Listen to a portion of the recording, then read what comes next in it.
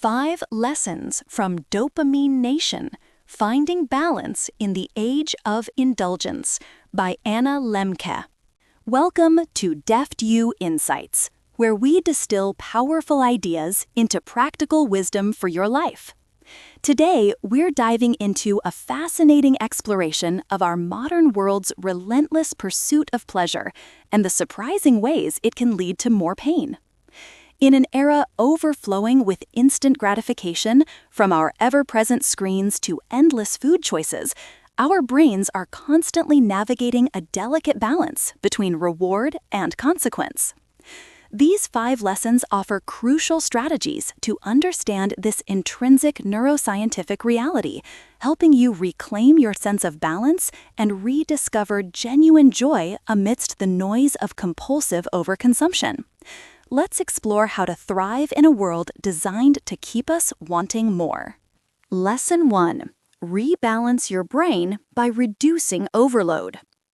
Our brains are wired with a sophisticated system that constantly tries to maintain equilibrium, especially when it comes to pleasure and pain. Think of it like a seesaw.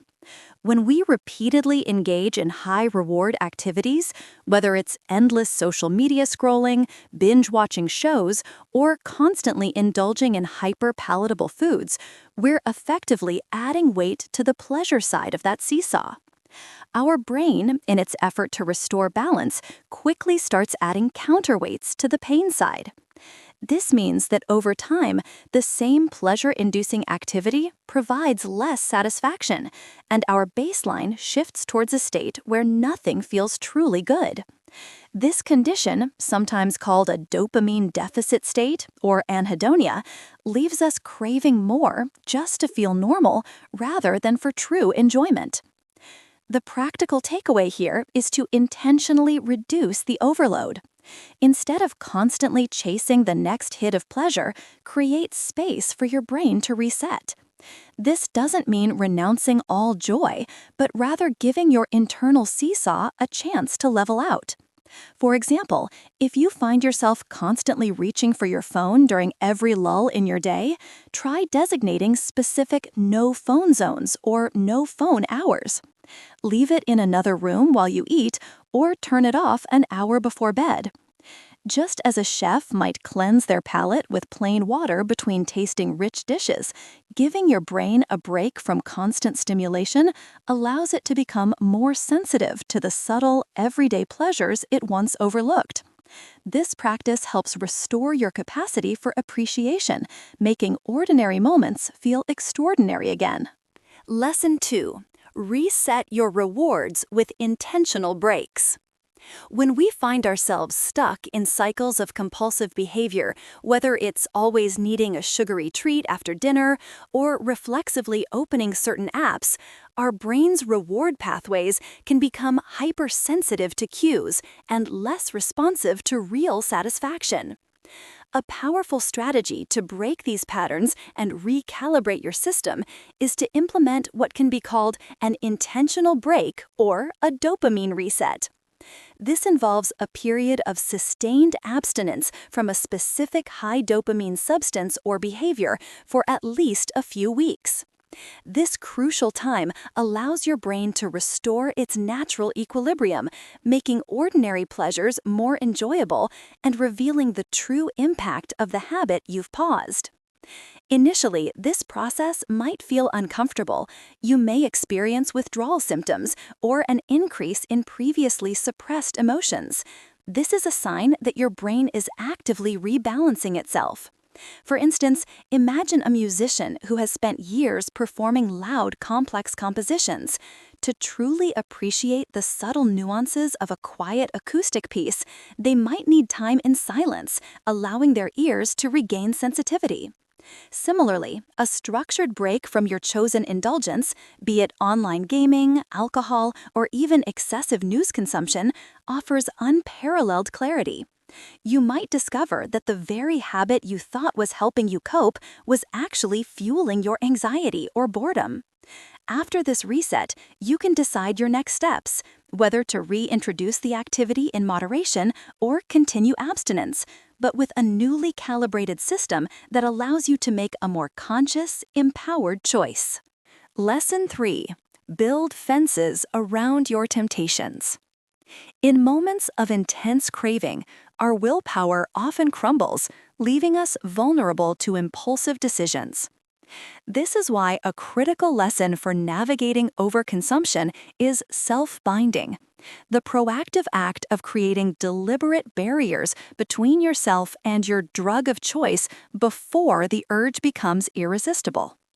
It's about recognizing that relying solely on in-the-moment self-control is often a losing battle. By setting up these fences, you empower your future self to make healthier choices, sidestepping the internal wrestling match altogether. Self-binding can manifest in various ways: physical, chronological, and categorical. Physical self-binding means creating literal distance or barriers. This could be as simple as leaving your phone in another room while you work, or using a timed safe to lock away tempting snacks. Chronological self-binding involves setting time limits, such as only allowing yourself to check social media after 6 p.m., or enjoying a specific treat only on weekends. Categorical self-binding broadens the scope, identifying and avoiding related triggers. For example, if you're trying to reduce impulse shopping, you might unsubscribe from all retail emails and avoid browsing online stores. Think of it like this. If you're prone to late-night snacking, instead of hoping your willpower holds out when you're tired, simply don't keep those tempting items in the house. You've removed the choice, and therefore the struggle, in advance. This conscious act of limitation paradoxically expands your freedom, as you're no longer a slave to instantaneous urges. Lesson 4. Find freedom through honest disclosure. Hiding our struggles, whether they are small habits we're ashamed of or larger compulsive behaviors, often leads to a destructive cycle of isolation and self-loathing. This destructive shame drives us further into the shadows, exacerbating the very issues we wish to overcome. A powerful antidote is embracing radical honesty, openly disclosing our challenges and vulnerabilities within a supportive environment. This practice transforms shame into what we can call pro-social shame, where honest admission is met with acceptance, empathy, and a pathway to accountability and growth. When we share our true experiences, we foster deeper, more authentic connections with others. This vulnerability is counterintuitive, but it's a profound way to connect, releasing feel-good neurochemicals like dopamine and oxytocin that reinforce belonging. Imagine a person who constantly feels overwhelmed by debt, but keeps it a secret, pretending everything is fine. The stress builds, and they might turn to unhealthy coping mechanisms. Now imagine that same person confides in a trusted friend or financial advisor. The act of speaking the truth, though painful at first, lightens the mental load, allows for external support, and initiates a path to practical solutions.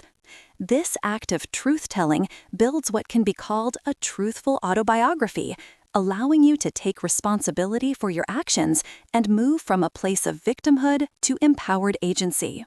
It's a challenging path, but choosing to live without the burden of lies, even small ones, liberates mental energy and fosters genuine connection, which is a powerful bulwark against compulsive habits. Lesson 5. Strengthen your resilience through small challenges. In our comfort-seeking society, we often go to great lengths to avoid any form of discomfort or pain. However, there's a powerful and counterintuitive lesson that shows embracing strategic, moderate challenges can actually build our resilience and enhance our capacity for joy. This principle, known as hormesis, suggests that carefully chosen doses of stress can lead to beneficial adaptations, making us stronger and more appreciative of everyday pleasures. It's about consciously pressing on the pain side of our internal balance. Think of it like exercising a muscle. You apply controlled stress to make it stronger, not weaker. Similarly, intentionally exposing ourselves to small, manageable discomforts, whether physical or emotional, can shift our hedonic set point towards pleasure, making us less vulnerable to pain and more receptive to positive experiences over time. A simple example is taking a cold shower. The initial shock is uncomfortable, but the body adapts, and often a sense of invigoration and euphoria follows. This isn't about seeking out extreme suffering, but rather incorporating small, beneficial stressors into your routine. This could be pushing yourself slightly harder during a workout, choosing to walk to a nearby store instead of driving, or deliberately engaging in a conversation that makes you a little nervous. By choosing to step outside your comfort zone in small, consistent ways, you train your brain to handle adversity, ultimately strengthening your capacity for enduring well-being and finding deeper satisfaction in life's ordinary moments. Conclusion.